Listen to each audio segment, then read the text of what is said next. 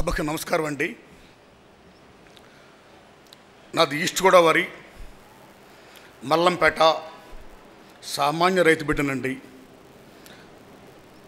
నాకు cinema hero అవ్వాలి, claps కొట్టించుకోవాలి, పేపర్లో నా బొమ్మ పడాలి, నేను హీరోని అయిపోయాను అనుకోవాలని అంబిషన్తో ఊరు ఓడని అమ్మ బాబుని వదులుకొని నేను మద్రాసు వచ్చానండి. మా అమ్మ ఇచ్చిన 70 రూపాయలతో. ఆ డబ్బులు అయిపోయాయండి. పాండీ బజార్లో, పార్కుల్లో ట్యాప్ వాటర్ తాగుతూ మంచి ఇలా బలంగా ఇల్లునోడి ఇలాగైపోయి నేనేదో అనుకున్నా. నేను వెళ్ళిన వెంటనే ఎన్టీ రామారావు గారు, రా బ్రదర్ నీకు నేను వేషం ఇస్తాను, భోజనం పెడతాను అనేసుకున్నానండి. అక్కినేని నాగేశ్వర గారు, రా బ్రదర్ భోజనం పెడతాను, వేషం ఇస్తాను అనేసుకున్నానండి. అలా నేను వాళ్ళ ఇళ్ళకి వెళ్తే నాలాగా లక్షలాది మంది యాంబిషన్తో కూడుకొని వచ్చిన సినీ పిచ్చోళ్ళు మద్రాస్ పాండీ బజార్లో తిరుగుతుంటే, ఓయ్ బాబో ఇది ఇంత కష్టమా, ఇంతమందిలో నేను ఒక్కడున్నా అనే ఫీలింగ్ వచ్చి ఇలాగైపోయినోడికి తర్వాత ఎలా వెనక్కి వెళ్ళాలి, ఏదన్నా వేషం వేయాలి, ఎవరి దైవాలు వేయాలి, ఎవరిని కలుసుకోవాలి. అలాంటి దశలో రాజబాబు గారు మేకప్ మ్యాన్ చిన్ని గారండి, ఆ మహానుభావుడు నాకు మహాలింగపురంలో ఒక కార్ షెడ్లో ఆశ్రయం ఇచ్చి విక్రమ్ స్టూడియో తీసుకుని వెళ్ళాడు సార్. ఆయన అక్కడ ప్రతాపవర్ష రాఘులు గారి సినిమా మా గురువారి డైరెక్షన్ తాతామణి జరుగుతుందండి. మీరు నమ్మండి సార్, నేను బొమ్మలు వేస్తాను సార్, నాగేశ్వర బొమ్మలు, రామారావు బొమ్మలు, మిమ్మల్ని చూసాల బొమ్మలు నేను వేస్తుంటా సార్. నేను నాగేశ్వర బొమ్మ వేసి మా గురుగారు రాగానే చూపించాను సార్. తమ్ముడు అని ఇలా భుజం తట్టాడు. నేను you believe me my friends, ప్రప్రథంగా మద్రాస్ సినిమా ఇండస్ట్రీలో భుజం మీద తమ్ముడు అని ఆప్యాయంగా చేసిన మా గురులో ఉన్న మాననీయ కోణానికి అప్పుడే నేను శిరస్సును దండం పెట్టేశాను సార్. దట్ ఈస్ దాసన్ అంటారండి, మాననీయ కోణం. The best human being is the best communicator Marx is the man such a good at heart. కళనీళ్ళు వచ్చేసాయి. దీని అమ్మ ఇంకా మద్రాసులో ఉండొద్దు, దిబ్బద్దాం, మన ఊరు వెళ్ళిపోదాం, ఇంకా హ్యాపీగా చదువుకుందాం అన్న ఫీలింగ్తో ఉన్నాను సార్. ఆ మహానుభావుడు చిన్నపిల్లాన్ని ఇంటర్మీడియట్ ఎగ్జామ్స్ రాసి వెళ్ళాను సార్. ఇప్పుడు ఏం చేస్తున్నా బాబు, ఇలా సార్ ఇంటర్మీడియట్ ఎగ్జామ్స్ రాసి వచ్చాను సార్, నా సినిమా పిచ్చి సార్, నేను హీరో అవ్వాలి సార్, ప్లీజ్ సార్ అన్నానండి. నేను పాస్ అయ్యాను సార్ ఇంటర్మీడియట్ ఎగ్జామ్స్. నువ్వు బిఏ పూజ చేసుకొని రా, నేను నీకు తప్పకుండా వేషిస్తాను అన్నాడు సార్ ఆ మహానుభావుడు. నేను బిఏ పాస్ అయ్యి సినిమా ఫీల్డ్కి వెళితే నేడనే సినిమాలో కృష్ణ గారు అబ్బాయి రమేష్ బాబు గారు హీరో అయితే నేను సెకండ్ హీరో సార్. ఆ సినిమా 110 రోజులు ఆడితే సార్ బ్రహ్మాండం హిట్ అయింది, నాకు మంచి పేరు వచ్చింది సార్. ఇక్కడ విషయం ఏంటండి, మద్రాసు వెళ్ళిన నన్ను నీ కులం ఏంటి కానీ, నీ మతం ఏంటి కానీ, అసలు నువ్వెవరు అని కానీ ఏమీ అడగకుండా నాకున్న పిచ్చిని తీసుకొని ఆ మహానుభావుడు వేషం ఇచ్చి భరోసా ఇచ్చి ఈవేళ మీ అందరికీ నన్ను ఆదరించి నటుడిగా పరిచయం చేసినందుకు ఆ మహానుభావుడికి దండం పెడుతున్నాను sir.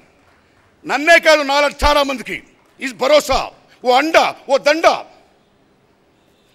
But is a great human being. తర్వాత ఇంకా ఆయన గొప్పతనం గురించి ఏం చెప్పుకుంటామని గొప్పగా రాశారు. ఇక్కడ ఈ మహానుభావులు గొప్పగా రాశారు.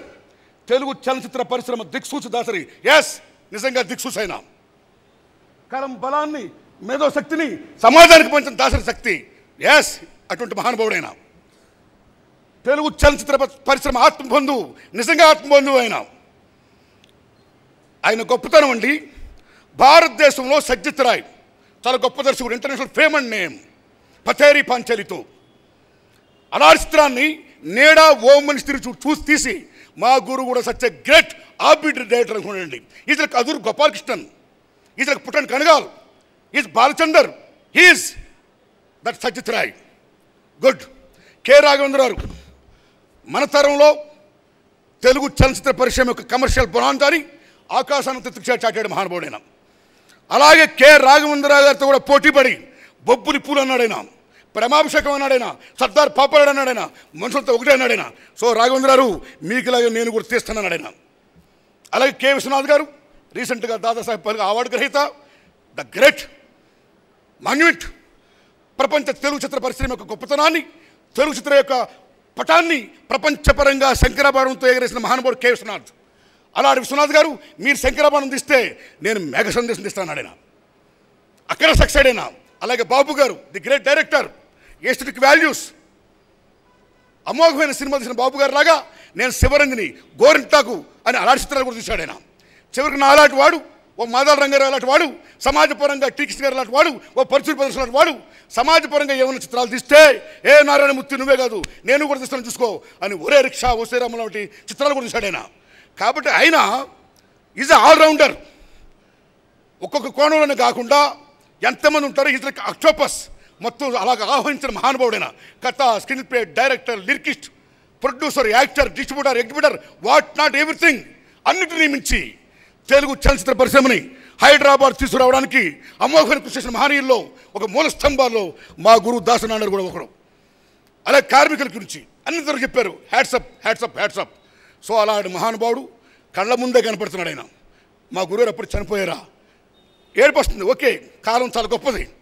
పోయిన వాళ్ళు అందరూ మంచోళ్ళు, ఉన్నోళ్ళు పోయిన వాళ్ళు తీర్పుతున్నాడు. మహాకవి శ్రీశ్రీ గారు అన్నట్టు, ఆత్రేయ గారు అన్నట్టు ఆ మహానుభావుడు మన తీర్పుగా మిగిలిపోయాడు ఆయన.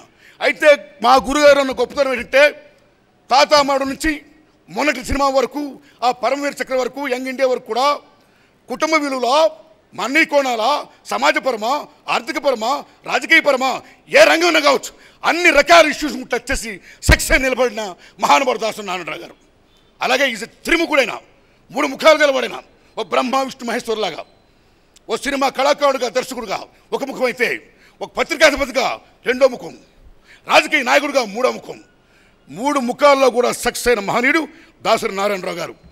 అంత మహోన్నత వ్యక్తి ఈవేళ మన ముందు లేరు, అయినా మన కళ్ళ ముందే కనపడుతున్నాడు ఆయన.